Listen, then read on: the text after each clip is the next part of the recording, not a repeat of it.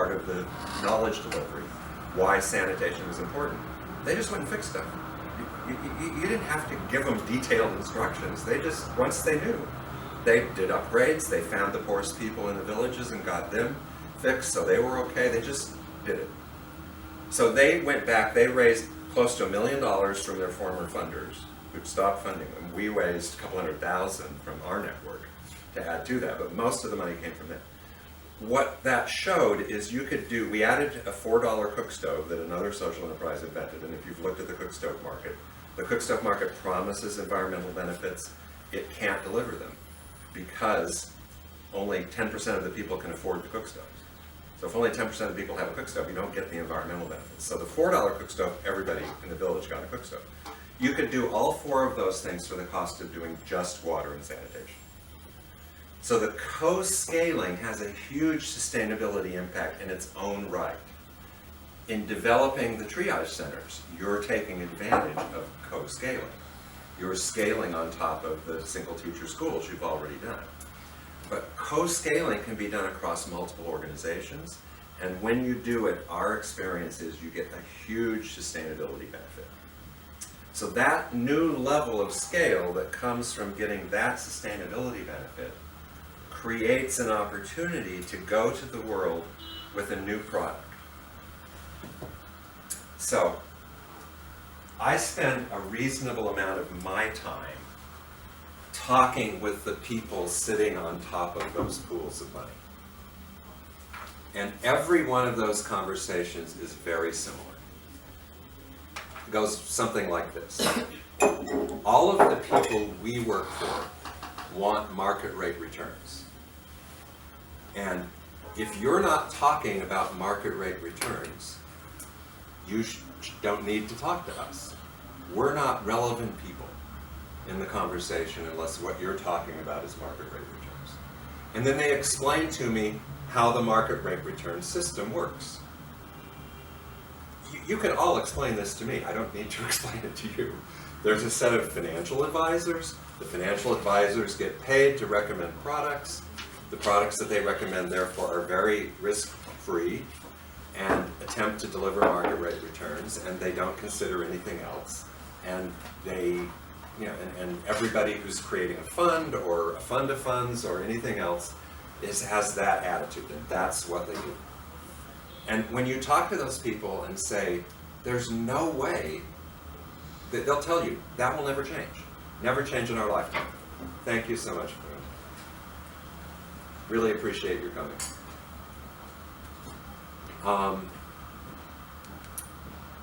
You know what? They're right.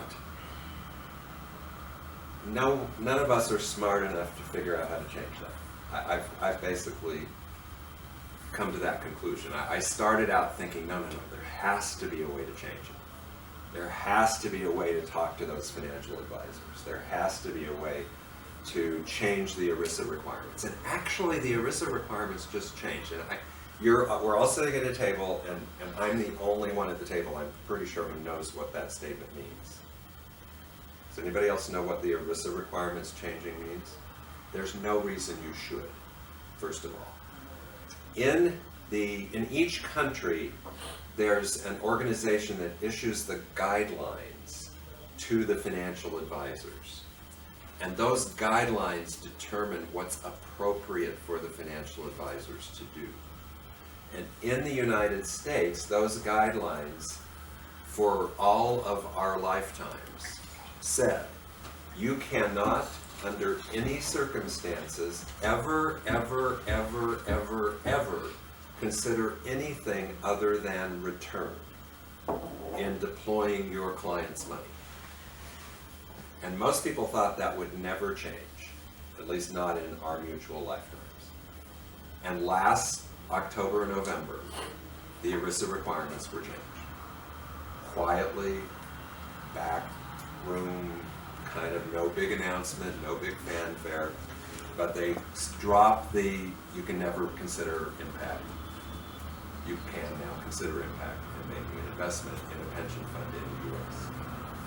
The problem is that so few people understand the implications of that there actually hasn't been a big movement to do anything with it. It's a change that's kind of sitting there, waiting to be taken advantage of, but relatively few people are doing it. Now, at the same HBS conference I mentioned earlier, I met a woman who works for, can't think of his name, but Jeffrey Walker is the health envoy for the UN. And he works with this guy who's a wealthy investor, and they are actually building a health fund to try to leverage the change in the ERISA requirements on deploying investments in healthcare. Terry Bresenham, who will join us in a little while, runs a healthcare fund for General Electric. That's an interesting person to think about in the context of the conversation with Jeffrey, with Terry, and with the change in the ERISA requirements. So what does it mean that they've changed? Well, what it means is that you then have to ask the question, now that the requirements could change, is it possible to go get all those financial advisors to change their thinking? And my opinion is still no. That even with the change in the requirements, the level of effort that would be required to come up against the market rate returns machismo, it's just too hard. It's not going to be an effective solution that we could do.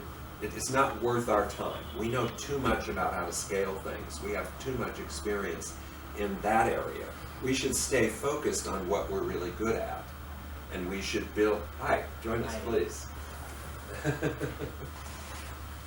So we should stay focused on what we're good at.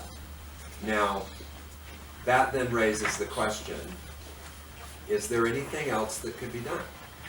Is there some other way to change things that isn't the normal, I'm going to go and talk to every financial advisor in the world, and I'm going to one-on-one or at their conferences try to get them to change their thinking?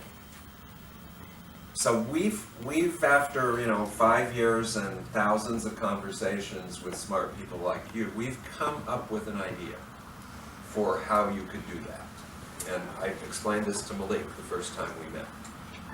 And I've explained it to Yash and we've talked about it. But the idea is actually simple. The world today is competing two products. One set of products is a decision to buy profit. The other set of products is a decision to buy impact. 95% of the resources flow to the people buying profit. 5% of the resources flow to the people buying impact.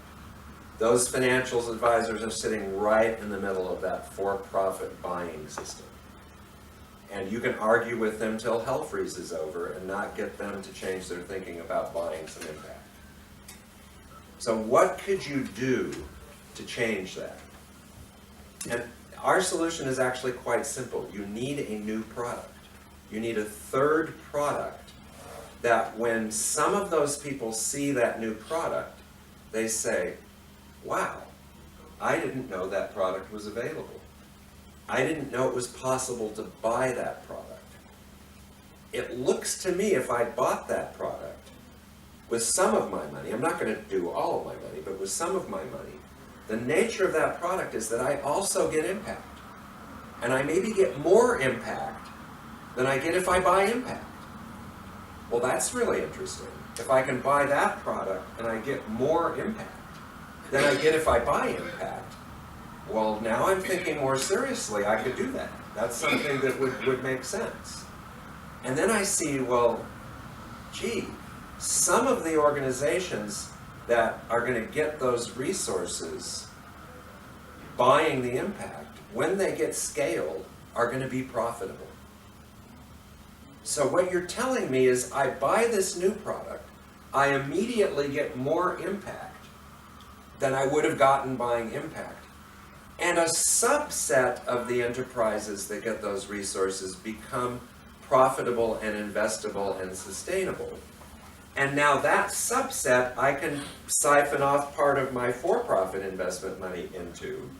And now I'm winning on both sides. I'm winning with my buy impact money. And I also get to know the opportunities to buy profit that also create income, because they've already been impact creating. I'm not buying a company who's announced some side program that gets a little impact, and so I invest in Coca-Cola because they treat women better than Pepsi does. I mean, you can argue that that's gender lens investing, but my God, if you want to invest for women, any one of your programs would be a massively better way to spend your money than put it into Coca-Cola if you really want to benefit women. So what is that product? Buy scale today. If I walked into my financial advisor and said, I'd like to buy some scale, they'd look at you like you were from Mars. They wouldn't have a clue what you were talking about. So what's the advantage of offering scale as a product? First of all, you can go to the pools of money that will only talk to you if you need a lot of money. So there's a set of pools where you can only talk to them if you need at least $200 million. They will never talk to anyone in this room by themselves. Nor any other social enterprise I've ever met would ever have a conversation with these pools of money. The only way to have a conversation with these pools of money is to combine our efforts to the point where we're actually asking for $200 million. And then show them that a portion of that money can be out of their philanthropic side of their brain, and a portion of that money can be out of the by-profit side of their brain. And you can blend those. It's the big buzzword now. The two biggest buzzwords now in the development world are blended capital or blended finance, and public-private partnerships. You go to any conference anywhere in the world, you'll see multiple sessions on those two topics. But when you read the blended finance materials, there's no models. There's two models. There's what's called first loss, which means the philanthropic money covers the first failures. And there's guarantees. Well, that's blended capital 101. That's remedial blended capital. Everybody knows about guarantees and first loss. That's it. There's no other models. I talk to people who would never publish a document that didn't have multiple models for testing it. This is the very nature of the way you people think. You wouldn't publish a model saying you should really go do this, and oh, by the way, we don't have any idea how you should do it. I mean, that's essentially what they're very glorious. The World Economic Forum has a 29-page document. The OECD has a 27-page document, so on and so forth. But at the end of the document, where you'd expect to see the models, there's just an exhortation to go do it. So this is an example, this scale for sale is an example of a model for blending capital. But it's a model that's a completely new product that most people don't think that they can buy. So what that means is you have the opportunity to go to the pools and say, you should think about buying this product with part of your pool money. But you also have the opportunity to bypass the financial advisors. Because you can offer a product for sale that everybody sees. And I, as an investor, can then pick up the phone and call my financial advisor and say, I'd like to buy this product. And if the financial advisor says, I don't know anything about that product. See, this is the reason that the ERISA requirements were fought for so long in the US, is none of the financial advisors wanted anybody calling them up and asking them for a product they didn't know anything about. So that has now been created as an opportunity. It's now possible for me to pick up the phone and ask that question. And if we do it right, when the financial advisor says no, a portion of the people making that call will say, well, I know who I could call to buy that product because they just told me about it. So we have a set of ways that wealthy individuals can opt in for buying scale. That's a new product that they didn't know existed before. Now, how many people will do that? I think it's something in the neighborhood of 5%. 5% of the people who are exclusively buying profit, whatever you think I'm talking about. Please provide input or whatever. Absolutely. like to know if you had these conversations with financial advisors or investors sitting in this room instead of us. And how they start? Or is, you have 5 people or so. So real quickly, in the last week, I had 3 of those conversations. One of them was with a group out of New York. They're kind of investment advisors for the good. So these are guys came out of Dahlberg and a couple of other places. And their raison d'etre is to charge for putting together money for good causes. But they do a majority of their work with people who pay them full fare. And then for certain situations, they'll do a low bono or a pro bono thing. Very interesting conversation, because when I kind of went through this process and how you could create this product, the guy basically said, well, that's too complicated. He said, there's money available. We'll just, oh, hi, Gary, glad you could come. The question that was just asked is if we've had, if you remember when I visited you, we talked about scale for sale, and the idea that you could actually create a product offering that isn't currently available. So Sandeep just asked if I had talked to financial people about that product. So the 3 conversations, the first conversation was with this team in New York, came out of Dahlberg, does this for a living. Their response was, no, we can just go get a loan. If you've got organizations who can deliver results, we'll just go get them a regular loan, and then they can do that, and then they can pay the money back from whoever they get paid for what they do. And I said, well, that would work for a subset of the organizations that we're talking about. Now, let's step back from that conversation, and I'm going to ask you a question before I finish the story. How many of you have had a really good experience from donating money? Everybody has had a really good experience from donating money. Please raise your hands. Actually, relatively, I would have expected more hands to go up in this case. Obviously, if you go and talk to people who donate, they donate to organizations that give them good experiences. Jaipur gets money from people who want the good experience of saying, I am enabling the skill upgradation of a group of women in this state, in this country, and I feel really good about them. Okay, so how many of you have had a really good experience from investing in a company that does good? Okay. Third question. How many of you have had a really good experience from loaning people money? 1 person. 2 people. Okay. So, in my humble opinion, the probability of creating a good experience out of lending money is dramatically lower than the probability of creating a great experience out of donating money. And then investing sits in the middle.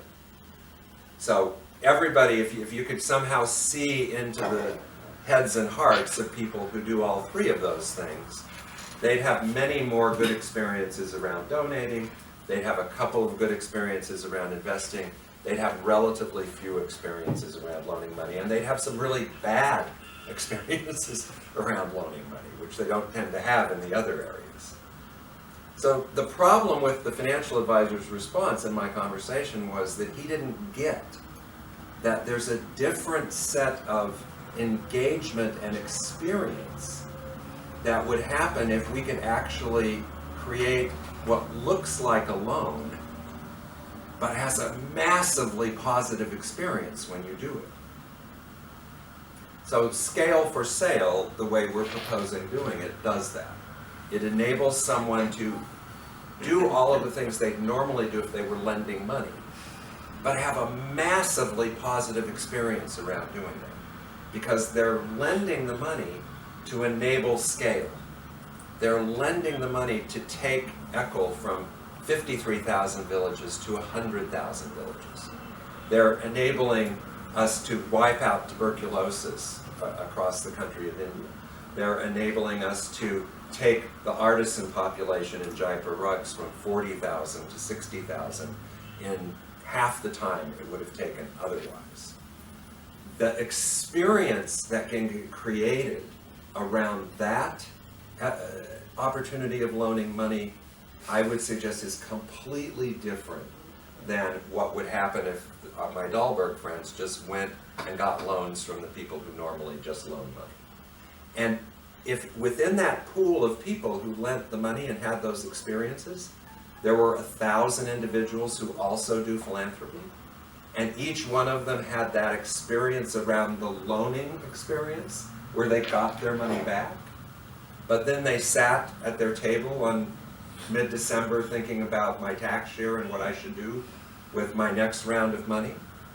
I think a couple of hundred of those people would go say, I don't just want to lend, I also want to be a payer. I want to buy results in addition to putting money into scale results. So the first time I put my money into scale results, I was expecting it back. But the second time I put it in, some of it went in expecting to get it back, and some of it went in to pay for results. And as you begin, that's a virtuous cycle. That's another virtuous cycle that can be created around which you can build a massive movement of money. So you've got, there's 38 social impact bonds in the world. Unfortunately, most of them are quite small. They serve less than 1,000 people. When Brookings did the study, they said, this isn't scaling. It does a lot of good things that you said it was going to do, but it doesn't scale very well. And if you go read a social impact bond agreement, and I can send any of you the link that will show you an outline of what the agreement looks like. It's a very informative experience. After you put the names of the organizations in the top of the agreement, and you say the basic stuff that you have at the top of the agreement, the third step in the agreement is to formalize breaking the beneficiaries into two pools. A pool that's going to get the intervention, and a pool that's not going to get the intervention. And the whole rest of the agreement, 20, 30 pages of the agreement, runs off of the creation of those two pools. Now think about it. If someone went to ECHL and said, oh, please join us. Yeah, thank you. If someone went to ECHL and said, actually, why don't we just stop for a minute? Terry, could you introduce yourself and then? Oh, I'm Dr. Madhukar, Secretary General of next chapter of Commerce and Industry. Sorry for being late here. So, and Terry, go ahead. And I'm Terry Bressingham. I lead the Sustainable Healthcare Solutions business for General Electric, and I'm based out of Bangalore. Great. So, hold on just a second. Give it to me later. So, if somebody came to ECHL and said, look, we don't get that having a school is important. No school, having a school, we think that needs to be tested. You'd look at them and say, you're out of your minds. You're telling me you want to test going from no school to a school? We're not going to waste any resources on that. We're not going to create a control group of people who don't get schools. That's a waste. It's a complete and total waste. And if you went to donors and said that's what we're going to do, any intelligent donor would look at that and say, why are you not putting schools in all the villages? I mean, no donor would look at that and say, well, that's a really good idea, if they actually understand what's going on. Same thing with feeding kids midday school lunches. Is there anyone in the room that thinks we need to test whether or not it's a good idea to give the kids lunch when they come to school? Do you want to create a control group of kids who don't get lunch? And then test whether or not that's a good idea? Again, any donor looking at that would say that's insane. So part of the value here is to recognize that there's huge value from interventions that are totally proven. You do not need a control group. you need to focus the resources on getting from 53,000 villages to 100,000 villages. You need to focus the resource on going from 1.4 million meals delivered a year to 5 million meals delivered a year. Or you need to move that to South Africa because they just wasted 30 billion rand not doing it. Saying they were going to do it and not doing it. I mean, that's really bad when you tell kids they're going to get fed and their parents they're going to get fed, and then you don't feed them. That's much worse than not saying anything. So that's the opportunity. Now, the second conversation I had was with some people I'm meeting on next Wednesday in Mumbai, who you would all recognize. In order to tell you the level of detail of the story I'm going to tell you, I'm not going to tell you who it is, if that's okay. So when I laid out for them this idea of social impact bonds aren't working, and they're in the business of creating loans, and they looked at that, and I said they're backwards. You never get to scale by starting with measurement. You know, try to imagine any corporate meeting you've ever been in your entire lives, and most of you people actually work for companies in your day jobs. Have you ever been in a corporate meeting talking about anything related to growth where the accountant spoke first? Most of those meetings, accountants aren't even invited. They show up later, they take care of the measurement. The talk is about how to scale, how to grow, how to build the organization, what the strategies are, where the resources are, how to leverage the underutilized resources. You don't need measurement to have those conversations, and you seldom do. So they're backwards. When I said that to them, they said, wow, you're right. That makes perfect sense. And yes, you're also right. India would be the first place to go to leverage that idea. So that was two very positive responses, and we're going to have a meeting next Wednesday to talk about how we can work together. And they're inside of India folks. You know, they're folks who, one is a family office for a well-known, very well-to-do Indian. Another is a group, you know, that puts together loan money and has big corporate connections and so on. Very positive response. The third conversation happened yesterday at the Millennium Alliance meeting, where I just happened to mention what we do, and this guy on the sidelines overheard me explaining it to the mission director for USAID, so that I could get the mission director from USAID to tell me who in USAID in India would be most interested in this concept, this scale for sale, this, I call it a scale-focused social impact bond. And the beauty of social impact bonds is they've created the COLA. So all of the advertising and work that you would have to do to create the original product recognition is already done. It was done with other people's money, on other people's dime, all over the world. You cannot go to a conference where there will not be multiple questions asked about social impact bonds in any space related to anything to do with any kind of work that we're working on, that any of you are working on. You can't do it. So you have the COLA advertising already done. So this is the uncola. Flip the backwards bond, focus it on scale, deliver the uncola. That means anytime I want to find a person who's interested in that, all I have to do is say, who in your organization would be most interested in a scale-focused social impact bond? And they immediately know who that person is, and they can point me to them immediately. So the second answer is, I can get those conversations much easier today than I could have 5 years ago, when I would have had to come in and create the idea and the problem and then solve it. I don't have to do that. We actually can have those conversations literally at the conference. I can talk to 100 people at a conference and have that conversation with 25 people at the same conference. That's an enormous time savings. So the guy who overheard me said, come to our leaders' lunch. I wouldn't normally have been invited to that lunch.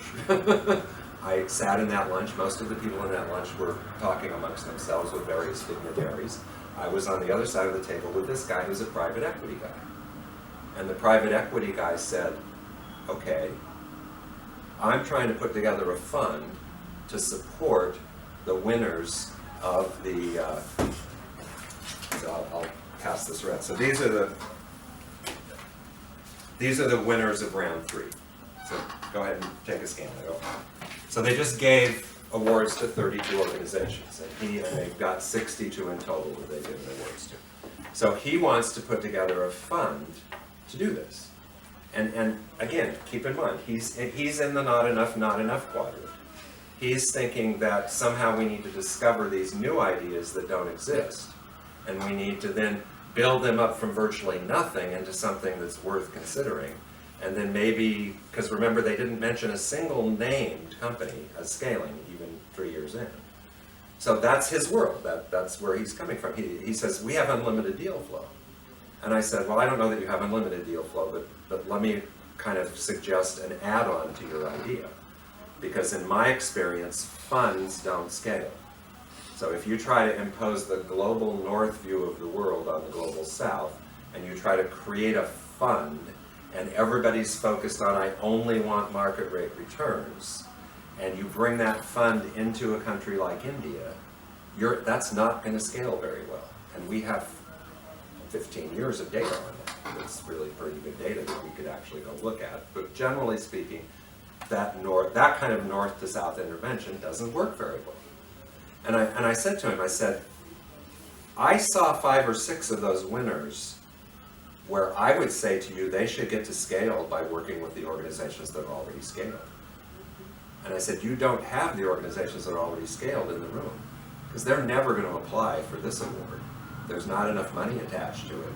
And they don't need the notoriety. They already have you guys, I mean, the fact, but if we have a set of investors who will front end load the resources for us to 2x it, and those investors only want their money back with a small return, and they're willing to risk their money if we don't make the targets.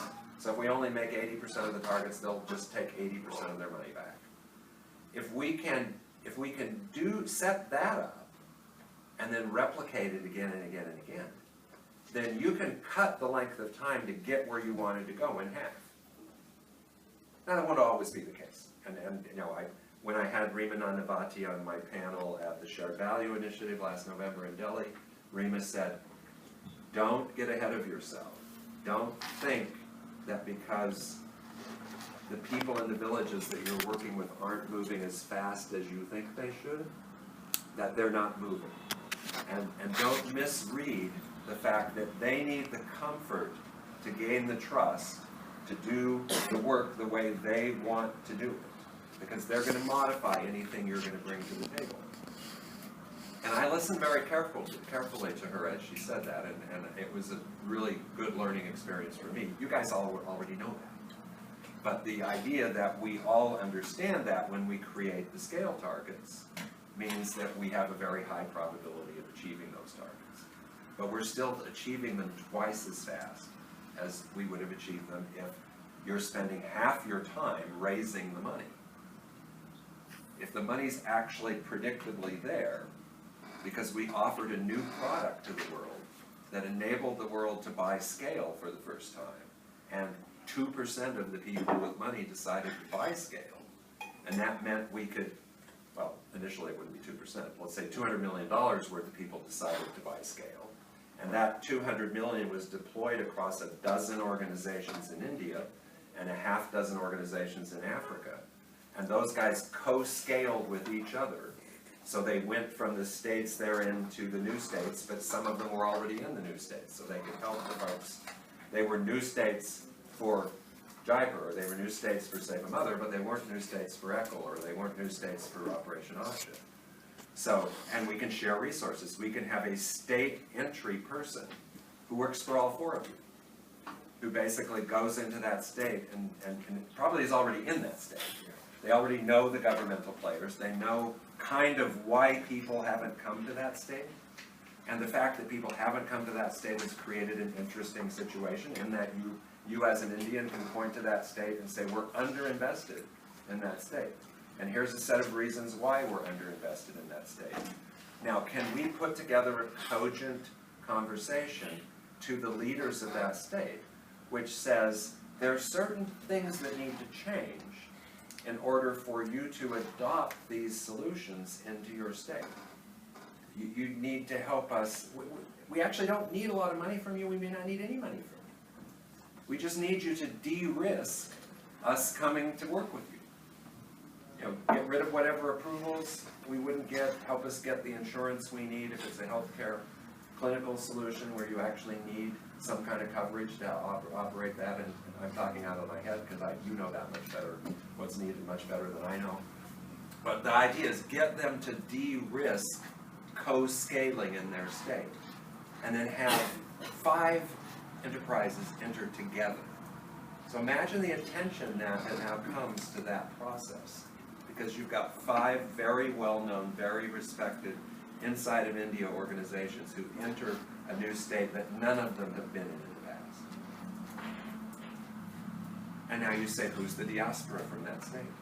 Can we reach out? Does ECHL, does Operation Asha, do you have the names of some people in the US, in the UK, in you know, pick a country, who came from that state? I mean, that's how the sandboxes get funded. The sandboxes get funded by wealthy Indian Americans who say, I'm going to build a sandbox in Varanasi, or I'm going to build a sandbox wherever. So can you leverage that opportunity? Can we together leverage that opportunity when we go to Fidelity and say, hey, you guys have got $4 billion. It's sitting on the sidelines. We know you don't want anybody to call attention to the fact that you have $4 billion sitting on the sidelines. So we have a way to solve your problem for you. We have enough organizations that can absorb part of your $4 billion that you can announce that this is a solution that they could buy the results to. And because you're buying results, you won't be criticized for keeping it on the sideline. Because you can just say, we kept it on the sideline until we saw we could buy results. And when we saw we could buy we could actually pay for success. Bingo. So now they have a justification for calling attention to this money that's been sitting on the sideline, and an immediate response, which is we're buying results. So that's a way to go and talk to that money. Now, do I have any special relationship with Fidelity, even though they're in my hometown? Well, I've met the guy who didn't get the #2 position at Fidelity at a conference, and he knows the women who run Fidelity Charitable. And I met the woman who runs part of Fidelity Charitable out of North Carolina in Ubli, and she's set up for a conversation. And I'm emailed the guy who did compete for the #2 job and said, okay, I think it's time to have that conversation. But to be honest with you, I think that conversation will be improved dramatically by a guy named Ravi in Hyderabad, who ran one of the largest Fidelity funds, who's now retired, who invests in entrepreneurs in Hyderabad. So Sanjay will be here from Action for India for lunch, and Sanjay introduced me to this guy at the Action for India conference, and I haven't been able to get Ravi to respond. I'll get Ravi to respond. Maybe some of you can help me. When we have that, in my opinion, when we have the person inside of India who was running one of the largest funds in Boston, and we can persuade him that this is a great approach, that's kind of the third leg to that particular stool. So, I mean, in essence, that's kind of where we can add value, is we can see across those different organizations and say, the woman in North Carolina, the second in command who didn't get the job, who's still very well respected, the women who run Fidelity Charitable that I haven't even met yet, except the women in North Carolina, and Ravi in Hyderabad, form a potential committee to try to make this happen. Now, does that mean it's going to succeed? No, there's no guarantees. But I want to have that same conversation with Schwab and that same conversation with 5 or 6 other donor-advised funds that are out there when it's time. But what I need to have that conversation really be successful is I need the scale product. And we're in a room talking about that product, but we don't have that product yet. And so what I really need you folks to do is when I get on the airplane and go back to Boston, I need you to decide to dedicate some time to create that product. Step out. Yeah, let's step up. We need to step out. We can keep going. Terry, what's your schedule? How much longer are you with us? I can stay until about 1. Oh, you can? Okay, great. Good. Then I'm sure everyone would love to have some tea. In fact, I apologize if I'm talking a bit too much, but please, we'll answer some more questions